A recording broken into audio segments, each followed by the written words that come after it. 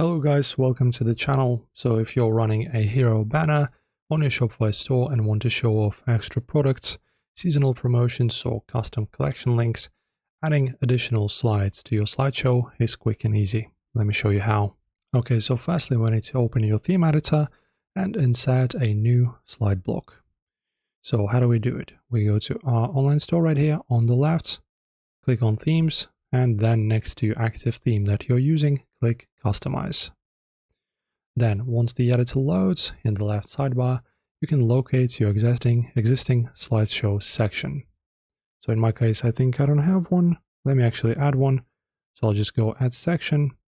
Then I go Slideshow in Search or Split Showcase. Okay, let's use this slideshow. Okay, it's instantly added. And then click Add a Section, select a slideshow if you don't have it. Click the small drop-down arrow next to the slideshow right here to expand everything that's inside.